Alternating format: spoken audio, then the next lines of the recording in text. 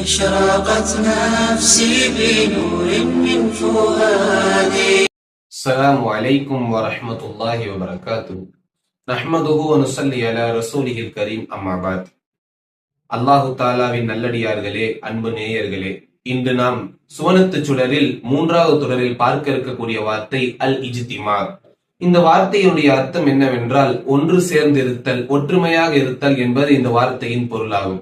இறைவன் தன் திருமறையிலே கூறும் பொழுது இவ்வாறாக கூறுகிறான், இன்ன ஹாதிஹி உம்மத்துக்கும் உம்மத்தன் வாஹிதத்தன் வ அன ரப்புக்கும் ஃபஅபுதூன்.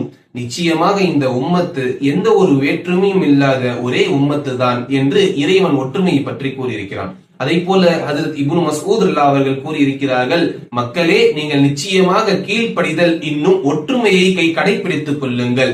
இந்த 2 பண்புகளையும் உங்களுக்கு மத்தியில் நீங்கள் கடமையாக்கிக் கொள்ளுங்கள். காரணம், இந்த 2ம் இறைவன் உங்களுக்கு வகுத்தளித்த கயிறுகள் என்று ஹஜ்ரத் இப்னு மஸ்ஊத் ரலியல்லாஹு அவர்கள் கூறியிருக்கிறார்கள். அதை போல அப்துர் ரஹ்மான் இப்னு அபி அம்ரா ரலியல்லாஹு அன்ஹு அவர்கள் அறிவித்திருக்கிறார்கள், ஒரு முறை உஸ்மான் ரலியல்லாஹு அன்ஹு அவர்கள் மக்ரிபு தொழுகைக்கு பின்னால் பள்ளியிலே அமர்ந்து கொண்டிருந்தார்கள். அவர்களோடு நானும் இருந்தேன். அப்பொழுது அவர்கள் என்னை பார்த்து கூறினார்கள், என்னுடைய சகோதரனின் மகனே, நிச்சயமாக எவர் ஒருவர் இஷாவுடைய தொழுகையை ஜமாத்தோடு தொழுவாரோ அல்லாஹு தாலா அவருக்கு பாதி இரவு நின்று வணங்கிய நன்மையை தருகிறான். அதை போல எவர் ஒருவர் சுபுஹுடைய தொழுகையை ஜமாத்தோடு தொழுகுவாரோ அல்லாஹு தாலா அவருக்கு முழு இரவு நின்று வணங்கிய நன்மையை தருகிறான் என்று அது உஸ்மான் ரலியல்லாஹு அன்ஹு அவர்கள் கூறியிருக்கிறார்கள். என்றால் இங்கு ஜமாத்தினுடைய சிறப்பை, ஒற்றுமையாக நின்று எல்லோரும் சேர்ந்து நின்று தனியாக தொழுகாமல் ஒற்றுமையாக தொழுவதுடைய சிறப்பை இங்கு நமக்கு விளக்கி தந்திருக்கிறார்கள். அதை போல இப்படி ஒற்றுமையாக இருந்தால் நமக்கு என்ன பலன் கிடைக்கும் என்றால், நம்முடைய இஸ்லாமிய சமூகம் பலமடையும். நம்முடைய இஸ்லாமிய சமூகம் எதிரிகளை பார்த்து அஞ்சாமல் ஒரு வீரமாக மாறும்.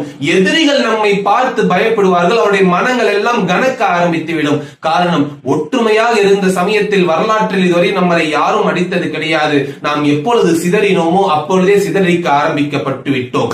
ஆக ஒற்றுமையாக இருந்தால் மட்டும்தான் அடுத்த கட்ட சமுதாயம், இஸ்லாமிய சமுதாயம் வலுவான சமுதாயமாக மாறும்.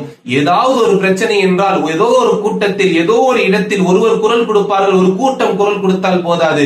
இஸ்லாமிய சமுதாயம் எல்லாம் எழுந்து வந்து குரல் கொடுக்க வேண்டும். நம்முடைய மார்க்கத்திற்காக, நம்முடைய மார்க்கத்தின் சட்டத்திற்காக, நம்முடைய மார்க்கத்தின் சட்டத்தை மாற்றப்படுவதற்காக நாம் குரல் கொடுக்க வேண்டும். அது ஒவ்வொரு முஸ்லிமின் மீது கடமை. இது எப்பொழுது ஏற்றுக்கொள்ளப்படும், வலுவாகும் என்றால் ஒட்டுமொத்தமாக ஒற்றுமையாக நின்று அல் இஜ்திமாவோடு செய்யும் பொழுதுதான் அல்லாஹ் தஆலா அதில் வெற்றியை தருவான். எனவே எதை கேட்டோமோ அதைப்படி அமல் செய்வதற்கான நல்ல நசீபை தருவான்.